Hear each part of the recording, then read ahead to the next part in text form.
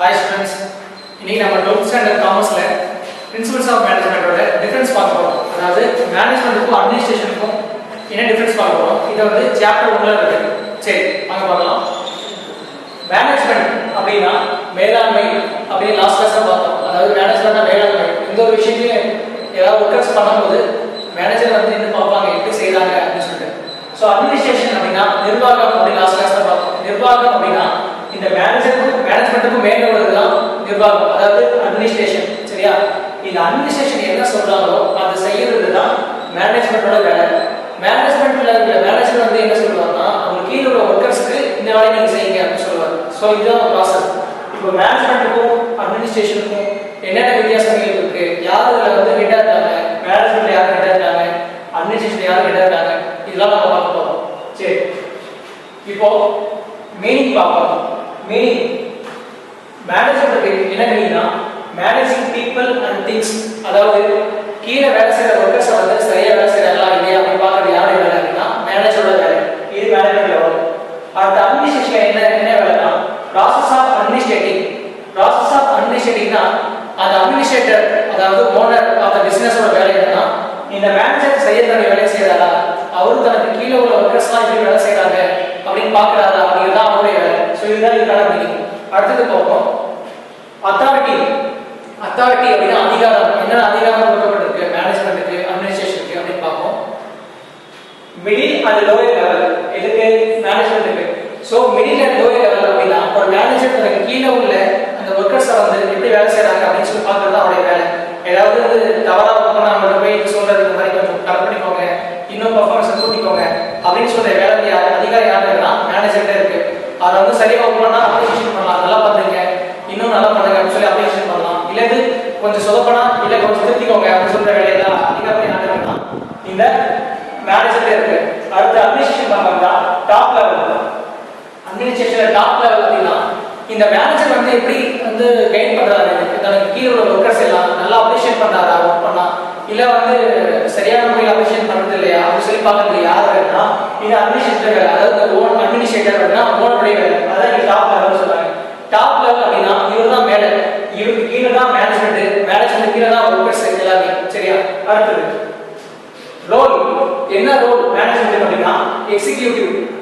Executive அப்படின்னா அதாவது administrator சொல்ற வேலையை மேனேஜர் வந்து காலைல வாங்கிப்பாரு. அதை வந்து யார்கிட்ட போய் கன்வே பண்ணுவார்னா ஒர்க்கர்ஸ் போய் கன்வே பண்ணுவாரு. அதை கன்வே பண்றது தான் எக்ஸிகியூட்டிவ் அப்படின்னு அர்த்தம். சரி, இங்க வந்து அட்மினிஸ்ட்ரேஷன் டிசிசிவ் சொன்னாங்க. டிசிசிவ் அப்படின்னா டெசிஷன் மேக்கிங் பவர். அதாவது ஒரு முடிவை எடுத்துட்டு அதுக்கப்புறமேட்டு சொல்ற அதிகாரம் யாருதான் இருக்கு அப்படின்னா அட்மினிஸ்ட்ரேஷன் அவங்களுக்கு தான் இருக்கு. சரியா? அடுத்தது கன்சர்ன் இருக்கு.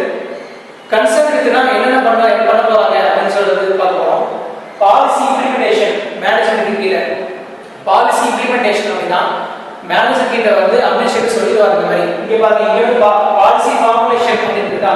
பாலிசி ஃபார்முலேஷன்னா அட்மினிஸ்ட்ரேட்டர் வந்து ஒரு விஷயத்தை ஒரு பாலிசியை ஃபார்முலேட் பண்ணிடுவாரு. ஃபார்முலேட் பண்ணி மேனேஜர் கொடுத்துருவாரு. அந்த கொடுத்த விஷயத்தை மேனேஜர் பண்றது பேர் தான் பாலிசி இம்ப்ளிமெண்டேஷன். இதுதான் இதுக்குள்ள டிஃபரன்ஸ். சே ஃபார் எக்ஸாம்பிள் நம்ம கம்பெனிக்கு வந்து கரெக்டாக 10 மணிக்குள்ள எல்லாரும் உள்ள வந்துடணும், dress code blue colour shirt blue colour pants தான் போடணும் அப்படி லேபர்ஸுக்கு சொல்லுங்க அப்படின்னு சொல்லி ஒரு பாலிசியை வந்து ஃப்ரேம் பண்ணாரு அட்மினிஸ்ட்ரேட்டர். அது பேர் பாலிசி ஃபார்முலேஷன். பாலிசி இம்ப்ளிமெண்டேஷன் தான் இந்த ப்ளூ கலர் ட்ரெஸ் அப்புறம் 10 மணிக்குள்ள வரது எல்லாமே வந்து கன்வே பண்றது வந்து மேனேஜரோட வேலை. அதுதான் பாலிசி இம்ப்ளிமெண்டேஷன். அடுத்ததாக ஏரியா ஆபரேஷன் பார்ப்போம். Works under administration. ஸோ மேனேஜ்மெண்டோட வேலை அட்மினிஸ்ட்ரேஷன் கீழே ஒர்க் பண்றது தான். கீழே ஒர்க் பண்றது அப்படின்னா அட்மினிஸ்ட்ரேஷன் என்ன மாதிரி விஷயங்கள் சொல்றாங்க அப்படின்னு காதுல கேட்டு அதை வந்து ஒர்க்கர்ஸ் அந்த எம்ப்ளாயிஸ் சொல்றது தான் இந்த மேனேஜ்மெண்டோட வேலை. அடுத்தது administration full control of organisation. So administration அப்படின்னா பிசினஸோட ஓனர் அவங்க தான். அவங்க எந்த மாதிரி வேணாலும் டிசைட் பண்ணலாம். இந்த மாதிரி புது ப்ராடக்ட் வாங்கலாம்னு இருக்கும், அதுக்கு வந்து ஒர்க்கர்ஸ் வந்து ரெடியாக இருக்க சொல்லுங்க.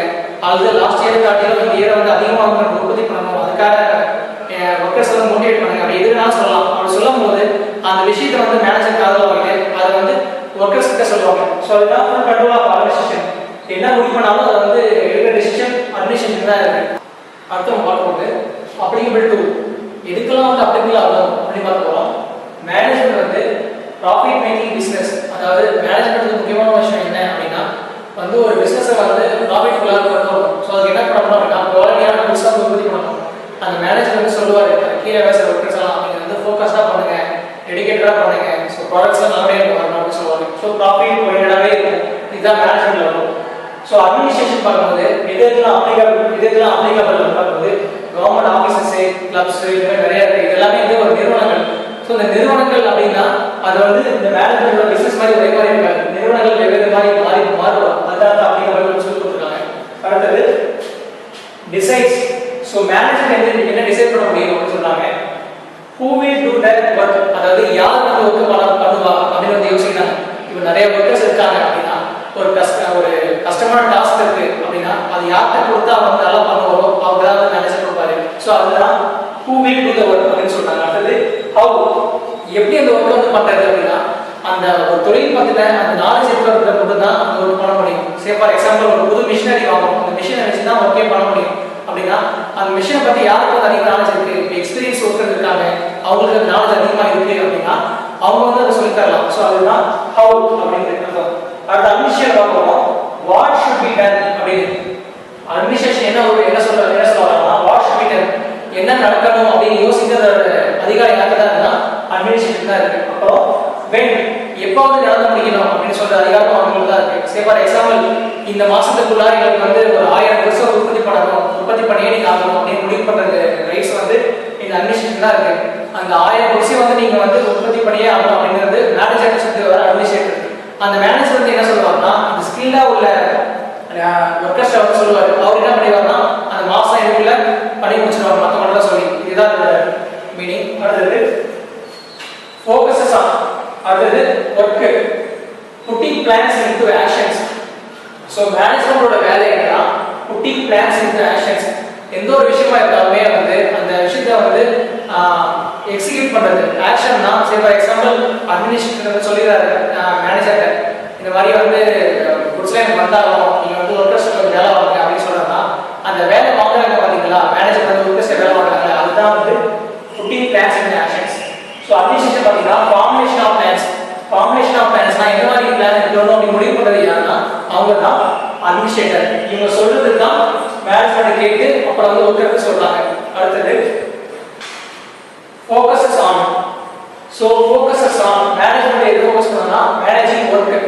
ஸோ மேனேஜ்மெண்ட் எதை ஃபோக்கஸ் பண்ணாங்கன்னா இந்த ஒர்க்கர்ஸ்லாம் நல்லா ஒரு வேலை செய்யறாங்களா அப்படின்னு சொல்லிட்டு அதை ஒரு டாஸ்கை கொடுத்துருவாங்க. டாஸ்கை கொடுத்துட்டு எப்படி அவங்க வந்து வேலை செய்யறாங்க, அவங்களுடைய பெர்ஃபார்மன்ஸ் எப்படி இருக்கு அப்படின்னு பார்க்கறது தான் மேனேஜிங் ஒர்க்.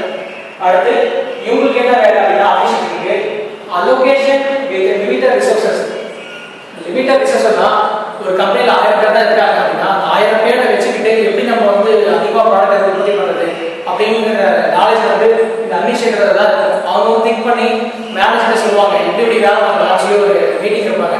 அந்த மேனேஜ்மெண்ட் சொல்லுவார் யாரெல்லாம் ஸ்கில்டு எம்ப்ளாயாக இருக்காங்க, ஒர்க்கராக இருக்காங்க, அவங்கள வந்து இந்த மாதிரி புதுசாக அந்த ஃப்ரெஷருக்கு சொல்லி தர சொல்லுவோம் அப்படின்னு சொல்லி ஒரு மீட்டிங் பண்ணுவாங்க.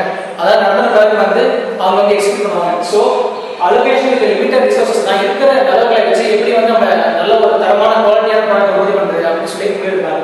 அடுத்தது கீ பர்சன். அதாவது கீ பர்சன்னா யாரால இன்வால்வ் ஆகிறாங்க அப்படின்னு அர்த்தம்.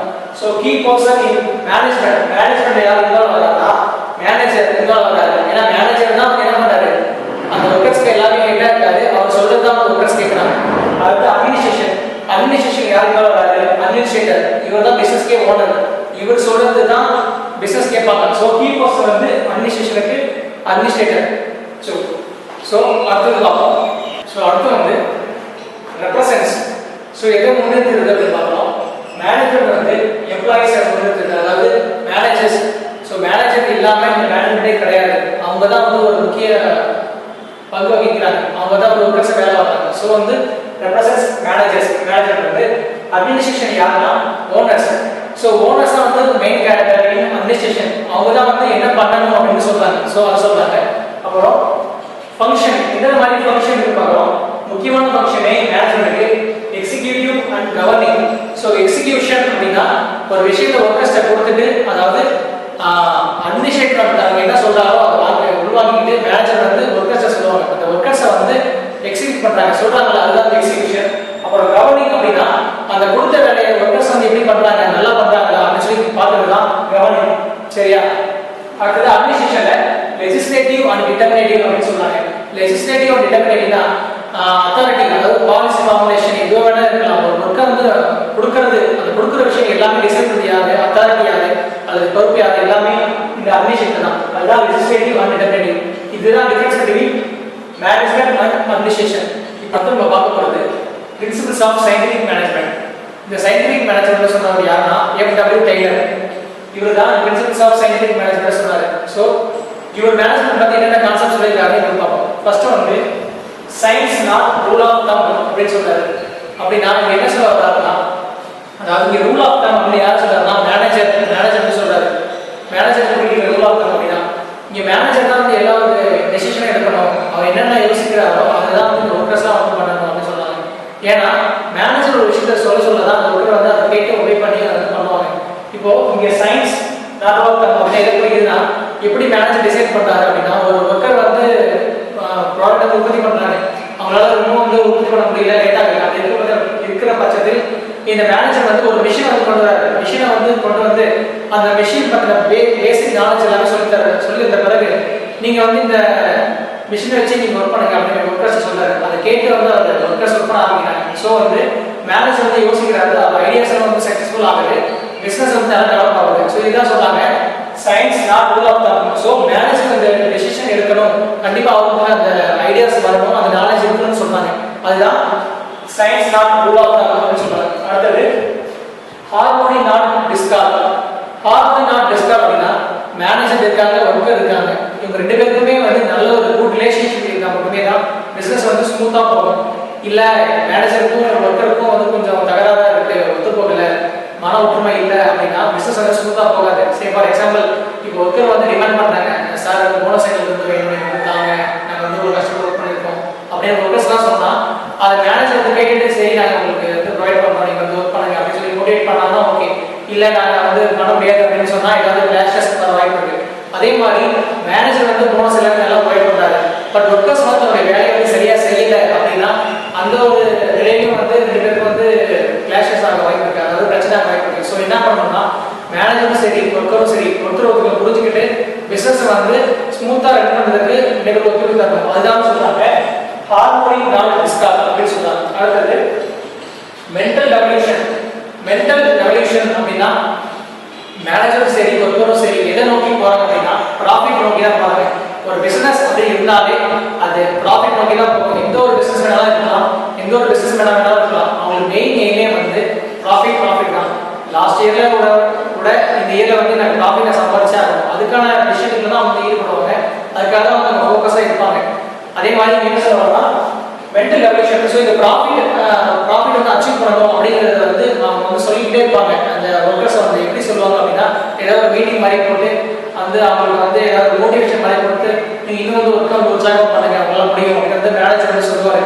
ஸோ இதெல்லாம் வந்து கேட்கும் போது ஒர்க்கர்ஸ்க்கு வந்து ஆட்டோமேட்டிக்காகவே வந்து மைண்டில் வந்து ரெஜிஸ்டர் ஆகிடும். சரி நம்ம வந்து நம்ம கம்பெனியை வந்து வளர்ச்சியோட பாதையை கொண்டு போகணும், அது கடினமாக உழைக்கணும் அப்படின்னு சொல்லி ஒர்க்கர்ஸ்லாம் டிசைட் பண்ணுவாங்க. அதுதான் இது வந்து மென்டல் ரெவல்யூஷன். அடுத்தது கோஆபரேஷன் நாட் இண்டிவிஜுவலிசம்.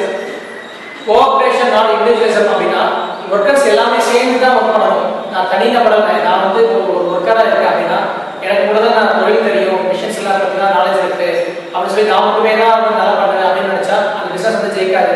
எனக்கு தெரிஞ்சது நான் என்ன பண்ணணும் அப்படின்னா எனக்கு கொலீக்ஸ் இருக்காங்க, கோ ஒர்க்கர்ஸ்க்கு வந்து நான் சொல்லித் தரணும், அந்த நாலேஜ் நான் சொல்லிக் கொடுக்கணும். ஸோ இதெல்லாமே சொல்லிக் கொடுத்தா தான் பிசினஸ் வந்து நல்லா வந்து டெவலப் ஆகும். எல்லா ஒர்க்குமே நல்லா பண்ணாதான் அதை வந்து ஒரு குறிப்பிட்ட ஒர்க்கை வந்து சீக்கிரம் முடிக்க முடியும். ஒருத்தர் மட்டும் நல்லா பண்ணி மற்றவங்க நல்லா பண்ணலை அப்படின்னா ஒர்க்கை முடிக்க முடியாது. ஸோ அதுதான் கோஆபரேஷன் அப்படின்னு சொல்றாங்க. அடுத்தது development of each person efficiency. ஒருத்தருக்குள்ளே ஒரு திறமை இருக்கு, அதை வந்து நம்ம கல்டிவேட் பண்ணணும், அதாவது டெவலப் பண்ணணும்னு சொல்றாங்க. ஸோ மேனேஜர் தான் என்ன சொல்லுவாரு, மேனேஜர் நம்ம மீட்டிங் போடுவாங்க, ஒர்க்கர்ஸ்க்கு மேனேஜர் மீட்டிங் சொல்லிடுவான். ஸோ அந்த மீட்டிங்ல என்ன பேசுவாங்கன்னா உங்களுக்கு ஒருத்தருக்குள்ளே திறமை இருக்கு, அதை நீங்க டெவலப் பண்ணிக்கோங்க, மிஷின்ஸ் பற்றி எல்லாம் தெரிஞ்சுக்கோங்க, நம்ம கம்பெனி பற்றி எல்லாம் தெரிஞ்சுக்கோங்க. சரி ஃபார் எக்ஸாம்பிள் ஒரு பைக் கம்பெனி அப்படின்னா பைக் பற்றி நாலேஜ் எல்லாம் வளர்த்துக்கோங்க, எந்தெந்த ஸ்பேர் பார்ட்ஸ் நல்லா ஆகணும், இன்ஜின் எப்படி ஃபிக்ஸ் பண்ணணும், ஒவ்வொரு விஷயம் தெரிஞ்சுக்கோங்கன்னு சொல்லி இந்த மேனேஜர் மோட்டிவேட் பண்ண இந்த ஒர்க்கர்ஸ் எல்லாமே நம்ம வேலையை சிறப்பாக பண்ணுவாங்க. ஸோ இது எல்லாமே வந்து கண்டிப்பாக இருக்கும். இந்த 5 பாயிண்ட்ஸ் வந்து எவ்வளவு டெய்லர் சொல்லியிருக்காரு. இதை ஃபாலோ பண்ணால் மேனேஜ்மெண்ட் வந்து இன்னும் சக்ஸஸ்ஃபுல்லாக இருக்கும், பிஸ்னஸ் வந்து சூப்பராக அமையும் அப்படின்னு சொல்றாங்க. ஓகே, இப்போ அடுத்த காசு பார்க்கலாம். ஓகே, இப்போ நம்ம பார்க்க வேண்டியது principles of modern management. So இதை யார் வந்து சொன்னாங்கன்னா மிஸ்டர் ஹென்ரி ஃபயர் அப்படின்னு சொல்லியிருக்காரு. சரியா? இதில் வந்து மொத்தம் 14 பிரின்சிபல்ஸ் இருக்கு. இந்த 14 பிரின்சிபல்ஸையும் வந்து ஒருத்தவங்க தெரிஞ்சிருந்தா தான், அதாவது மேனேஜர் தெரிஞ்சிருந்தா தான் அந்த பிஸ்னஸை வந்து சூப்பராக ரன் பண்ண முடியும் அப்படின்னு சொல்றாங்க. என்னென்ன மாதிரி பிரின்சிபல்ஸ் இந்த 14 பிரின்சிபல்ஸ் இருக்கு அப்படிங்கிறத பார்க்க போகிறோம். ஃபர்ஸ்ட் வந்து டிவிஷன் ஆஃப் அவுட்கம். அதாவது ஒரு கம்பெனி அப்படின்னு இருந்தா அந்த லேபர்ஸ் இருப்பாங்க. லேபர்ஸ்க்கு வந்து ஒர்க்கை வந்து பிரிச்சு கொடுக்குறது. நீ இந்த விஷயத்தை நீ ப்ரொடக்ஷன் நீ பார்த்துக்கோ, பேக்கிங் வந்து நீ பார்த்துக்கோ அப்படின்னு ஒவ்வொன்றா பிரிச்சு கொடுக்கும்போது அந்த வந்து ஒர்க்கர்ஸ் வந்து சீக்கிரமா பண்ணி கொடுப்பாங்க, வேலைக்கு சீக்கிரமா முடியும். ஸோ டிவிஷன் ஆஃப் ஒர்க்குங்கிறது ரொம்ப முக்கியம் அப்படிங்கிறது சொல்றாங்க மிஸ்டர் ஹென்ரி ஃபயர். அடுத்தது வந்து authority and responsibility. Authority and ரெஸ்பான்சிபிலிட்டினா, அத்தாரிட்டினா வந்து ஒரு பவர். சரியா? எனக்கு கொடுக்கப்பட்ட வேலையை வந்து என்ன பண்ணா சரியான முறையில் செஞ்சு முடிக்கணும் அப்படின்னு சொல்றதுதான் அத்தாரிட்டி. அதிகாரம். நான் வந்து இப்போ மேனேஜரா இருக்கேன், நான் வந்து சொல்றேன் நீங்க வந்து வேலையை செய்ய அப்படின்னா அது அத்தாரிட்டி. ரெஸ்பான்சிபிலிட்டி அப்படின்னா அது பொறுப்பு. ஸோ நான் ஒர்க்கர்ஸ்ட்டை வந்து சொல்லும் போது அவங்க வந்து என்னுடைய பேச்சை கேட்டு, அதாவது மேனேஜருடைய பேச்சை கேட்டு அவங்க வந்து ஒர்க்கர் சரியா செய்யணும். ஸோ இதை வந்து கண்டிப்பா இருக்கணும். எந்த ஒரு பிசினஸ்லயுமே கூட மேனேஜர் சொல்றதை வந்து ஒர்க்கர்ஸ் வந்து கேட்காம இருக்கக்கூடாது. அவங்க வந்து ஒபே பண்ணிட்டே ஆகணும். ஒபே பண்ணாத அந்த பிசினஸ் வந்து சக்சஸ்ஃபுல் ஆகும் அப்படின்னு சொல்றாங்க. அடுத்த பாயிண்ட் டிசிப்ளின். ஸோ டிசிப்ளின் நமக்கு ரொம்ப தெரியும். டிசிப்ளின் அப்படின்னா ஒரு கம்பெனி அப்படி எடுத்துட்டோம்னா அதுக்குன்னு ஒரு கிரைட்டீரியாஸ் இருக்கும். நீங்கள் வந்து காலையில் கரெக்டாக பங்க்சுவலாக இருக்கும். பங்க்சுவாலிட்டி எல்லாம் கரெக்டாக டைமில் வந்தாங்க ஹெல்த்தியாக இருக்கும்.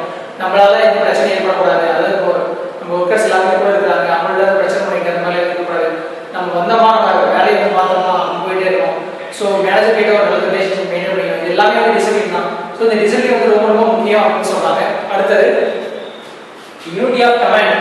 யூனிட்டி ஆஃப் கமாண்ட் அப்படின்னா கட்டளை அப்படின்னு அர்த்தம்.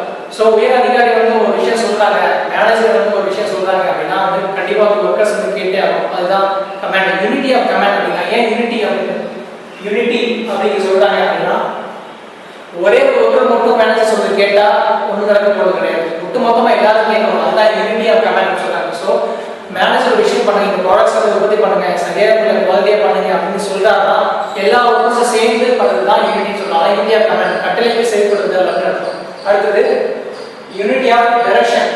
யூனிட்டி ஆஃப் டைரக்ஷன் அப்படின்னா ஒரு வழிகாட்டுதலாம் வந்து சொல்லுவார் மேனேஜர் வந்து போன வாட்டி வந்து நம்ம ஸ்பேர் பார்ட்ஸ் வந்து அது வாங்கணும், சரியா இருக்காங்க, இந்த வாட்டி வேற ஸ்பேர் பார்ட்ஸ் வாங்கணும் அப்படின்னு ஒரு மேனேஜர் சஜஷன் சொல்றாரு அப்படின்னா அதை வந்து ஒர்க்கர்ஸ் வந்து கேட்டு வந்து செயல்படணும். அதுக்கு தான் இங்கேயும் வந்து யூனிட்டி ஆஃப் டைரக்ஷன்.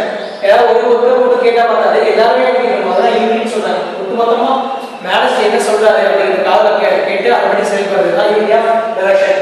ஸோ வழிகாட்டுதல் வந்து யூனிட்டி ஆஃப் டைரக்ஷன். வழிகாட்டுதல் வந்து எல்லாரும் கேட்டு எல்லா ஒர்க்கர்ஸும் வந்து மேனேஜருக்கு ஒபே பண்ணணும். அடுத்தது subordination of individual interest to mutual interest. இந்த பாயிண்ட் சொல்லலாம்.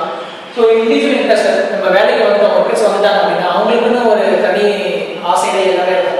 இப்போ வீட்டு விஷயத்தை பற்றி பேசுறது அந்த மாதிரி எல்லாம் இருக்கும். ஆனால் பிஸ்னஸ் வந்த பிறகு பிஸ்னஸ் மட்டும் தான் நம்ம ஃபோக்கஸ் இருக்கணும். என்ன சொல்றாங்கன்னா individual interest to mutual interest. So வீட்டு கதை அதெல்லாம் வெளியே பேசக்கூடாது, தேவையான காரியங்கள் நீங்கள் பண்ணக்கூடாது.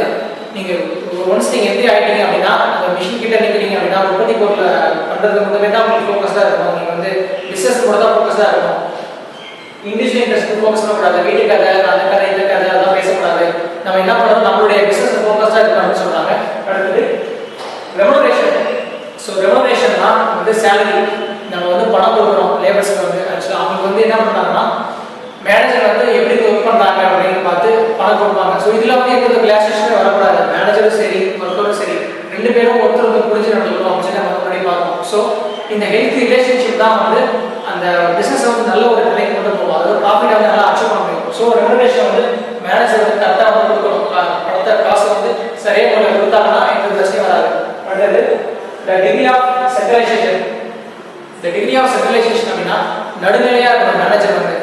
ஒரு ஒர்க்கர் அப்படின்னா ஒர்க்கர்ஸ்குள்ளேயே நிறைய வந்து பிரச்சனைகள் வரும், கிளாஷஸ் வரும். அப்படி இருக்கும்போது எது தப்பு எது சரின்னு வந்து பகுத்தறிகிற ஞானம் வந்து மேனேஜர் இருக்கணும். சரி இதோட நீ வந்து ப்ரொடக்ஷன் பண்ணிக்க, நீ போயிட்டு வந்து போய் பேக்கிங் பண்ண, நீ வந்து பேக்கிங் சரியாக பண்ண மாட்டேன், நீ அந்த ப்ரொடக்ஷன் டிபார்ட்மெண்ட் போயிடு, நீ உற்பத்தி பண்ண அப்படின்னு சொல்லி ரெண்டு பேருக்கு சண்டை வந்துச்சுன்னா அதை சரி பண்ணி வச்சு நடுநிலையாக வந்து மேனேஜர் வந்து அதை வந்து சரி பண்ணி வைக்கணும்னு சொல்கிறாங்க. அதுதான் டிகிரி ஆஃப் சென்ட்ரலைசேஷன். அடுத்தது line of authority scalar chain.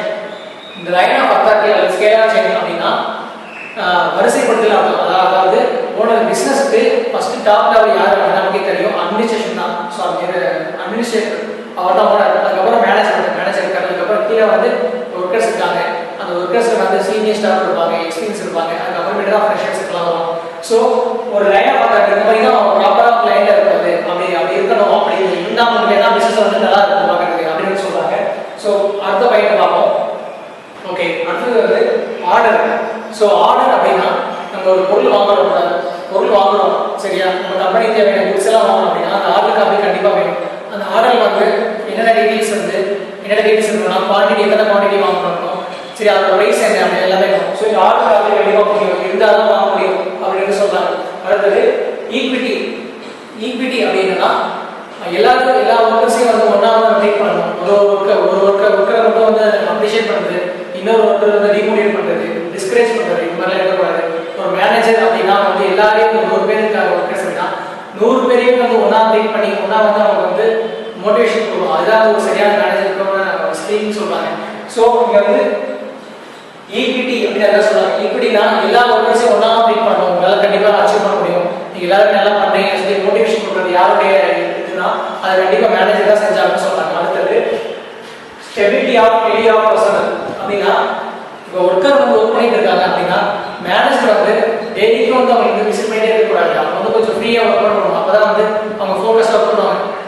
இப்போ ஒர்க்கர்ஸ் ஒர்க் பண்ணிட்டு இருக்காங்க, சடனாக அவங்க டெய்லிக்கும் வந்து மேனேஜர் பார்த்துட்டே இருக்காரு அப்படின்னா ஒர்க்கர்ஸ் கொஞ்சம் பயந்துப்பாங்க, அந்த ஒர்க்கில் வந்து ஃபோக்கஸ் பண்ண மாட்டாங்க. ஸோ ஒரு வீக்லி ஒன்ஸ் வந்து பார்க்கலாம், வந்து செக் பண்ணலாம் ஒர்க்கர். அதனால தான் சொல்கிறாங்க ஸ்டெபிலிட்டி ஆஃப் பர்சனல் அப்படின்னா அதுதான் மீனிங். ஸோ ஒர்க்கர் வந்து ஒர்க் பண்ணும்போது அவங்க வந்து டிஸ்டர்ப் பண்ணக்கூடாது, அவங்க ஃப்ரீயாக ஒர்க் பண்ணிடுங்க, அவங்க நல்லா ஒர்க் பண்ணுவாங்க. நீங்கள் ஒன்றே கட்சி வந்து பார்த்தீங்கன்னா அவங்க நல்லா பண்ணியிருப்பாங்க. ஸோ இதை ஃபாலோ பண்ணுங்க அப்படின்னு சொல்லி நம்ம ஹென்ரி ஃபேயர் சொல்கிறாரு. அடுத்தது இனிஷியேட்டிவ் அப்படின்னா தானாக வந்து முன்வருது. சரி நான் ஒரு விஷயத்தை நானே பண்ணுறேன் சார் அப்படின்னு சொல்லி வருது. ஒர்க்கர்ஸ்க்கும் மேனேஜருக்கும் மீட்டிங் போடுறாங்க. அந்த மீட்டிங்கை வந்து மேனேஜர் வந்து கேட்குறாரு, இந்த மாதிரி யார் வந்து நிறையா வந்து இது மாதிரி பண்ணுறா, ஒரு மீட்டிங் வச்சுருக்கோம், இது வந்து யார் இனிஷியேட்டிவ் பண்ணுறான்னு சொல்லும்போது இது ஏதாவது புது ஐடியாஸ் கொடுங்க நம்ம கம்பெனியோட வளர்ச்சிக்கு அப்படின்னு சொல்லும்போது அந்த ஒர்க்கர்ஸ் யார் வேணாலும் நம்ம முன் வந்து சொல்லலாம், சார் எனக்கு ஐடியா பண்ணுங்க சார், நம்ம வந்து ப்ராடக்ட் வந்து கொஞ்சம் மாற்றலாம் சார், குவான்டிட்டி கொஞ்சம் மாற்றலாம், இந்த மாதிரி ஏதாவது சொன்னால் ஏதாவது ஐடியாஸ் இருந்தால் அந்த ஒர்க்கர்ஸ் வந்து சொல்லலாம். ஸோ இதுதான் இனிஷியேட்டிவ். எல்லா ஒர்க்கர்ஸும் வந்து கண்டிப்பாக அந்த ஐடியாஸ் வந்து சொல்ல அவங்களுக்கு வாய்ப்பு தர வேணும் அப்படின்னு சொல்கிறாங்க. அடுத்து esprit de corps team spirit. So team spirit அப்படின்னா நம்ம சொன்ன மாதிரி ஒட்டுமொத்தமாக எல்லாராலையும் தான் நம்ம கம்பெனியை வந்து ஜெயிக்க வைக்க முடியும். ஒரு ஆள் மட்டும் நினச்சா போதாது, இந்த கம்பெனியை வந்து சக்ஸஸ்ஃபுல்லாக வரும் அப்படின்னு சொல்லி ஒர்க் பண்ணால் போதாது. அங்கே ஒர்க் பண்ணுற ஒவ்வொரு ஒர்க்கர்ஸுமே வந்து இந்த கம்பெனியை வந்து வளர்ச்சி பாதையில் போகும், அதுக்காக நான் ஒர்க் பண்ணுறேன் அப்படின்னு சொல்லி இந்த டீம் ஸ்பிரிட் கண்டிப்பாக வேணும். இதை வந்து யார் வந்து உங்களுக்கு ஒர்க்கர்ஸ்க்கு சொல்லுவாங்க அப்படின்னா மேனேஜ்மெண்ட் இந்த மீட்டிங் போட்டு போனால் சொல்லுவாங்க, நம்ம கம்பெனி பிராண்ட் இதுதான், கம்பெனியோட இதுதான், குவாலிட்டி இதுதான். ஸோ இன்னும் வந்து குவாலிட்டி இன்னும் கொஞ்சம் வளர்ச்சி பதில்கள் போகும், எல்லாரும் வந்து எல்லா கையில் தான் இருக்கலாம். ஸோ நீங்கள் வந்து நல்லபடியாக ஒர்க் பண்ணுங்க அப்படின்னு சொல்கிறாரு மேனேஜர். ஸோ இதுதான் 14 பிரின்சிபல்ஸ் ஆஃப் பாரத் மேனேஜ்மெண்ட். இப்போ அடுத்த கான்செப்ட் பார்ப்போம். இப்போ நம்ம பார்க்க போகிறது ஸ்பேன் ஆஃப் மேனேஜ்மெண்ட் அப்படிங்கிற கான்செப்ட். இது என்னன்னா மேனேஜர் ஒர்க் பண்ணிருக்காரு, மேனேஜருக்கு கீழே சபார்டினேட்ஸ் அப்படின்னு சில பேர் இருப்பாங்க. அந்த சபார்டினேட்ஸோட வேலை என்னன்னா அந்த சபார்டினேட்ஸ் யாருன்னா அவங்களும் ஒர்க்கர் தான், அவங்களும் ஒர்க் பண்ணிட்டே இருப்பாங்க. அதே மாதிரி அவங்க வந்து கூட ஒர்க் பண்ணுற ஒர்க்கர்லாம் எப்படி ஒர்க் பண்ணுறாங்க, அவங்களுடைய பெர்ஃபார்மன்ஸ் எப்படி இருக்கு, இதெல்லாம் சொல்றது தான் சபார்டினேட்ஸோட வேலை. Say for example class teacher இருக்காரு, கிளாஸ் டீச்சர் வந்து கிளாஸ் லீடர் ஒருத்தர் இருக்காரு. அந்த லீடர் வந்து தன்னுடைய கொலீக்ஸ் அதாவது தன்னுடைய ஸ்டூடெண்ட்ஸ் எல்லாமே எப்படி படிக்கிறாங்கன்னு சொல்லுவாங்க. அதே மாதிரி தான் வந்து சபார்டினேட் வேலை, அவரும் ஒர்க்கர் தான். அவர் வந்து என்ன சொல்லுவாங்கன்னா தன்னுடைய கொலீக்ஸ் எல்லாமே அதாவது தன்னுடைய கூட வேலை செய்கிற ஒர்க்கர்ஸ் எல்லாமே எப்படி வேலை செய்கிறாங்க, பெர்ஃபார்மன்ஸ் எப்படி இருக்கு, இதெல்லாம் சொல்றது தான் சபார்டினேட் வேலை. இந்த சபார்டினேட்ஸ் வந்து எப்படின்னா இதில் வந்து ஒயிட் ஸ்பேன் நேரோ ஸ்பேன் ரெண்டு இருக்கு. ஒயிட் ஸ்பேன் பார்த்தீங்கன்னா மெயின் நிறைய பேர் இருப்பாங்க, சபார்டினேட்ஸ் 4-5 பேர் இருப்பாங்க. அந்த 4-5 பேர் வந்து பிரிச்சுருப்பாங்க, 100 பேராக ஒர்க்கர்ஸ் பிரிச்சுட்டு அவங்களுக்கு பார்த்து டீட்டெயில்ஸ் வந்து சொல்லுவாங்க.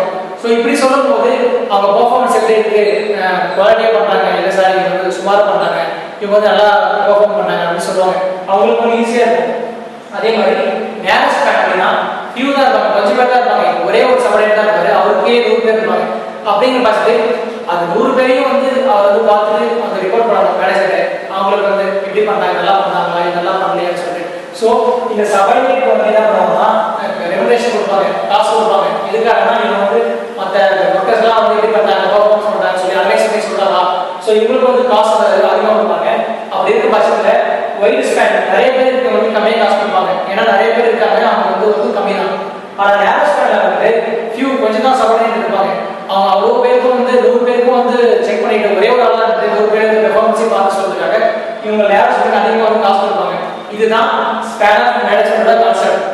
ஸோ நம்ம சாப்டர் 1 ஃபுல்லாகவே முடிச்சிட்டோம் காமர்ஸில், அதாவது பிரின்சிபல்ஸ் ஆஃப் மேனேஜ்மெண்ட் ஃபுல்லாகவே முடிச்சிட்டோம்.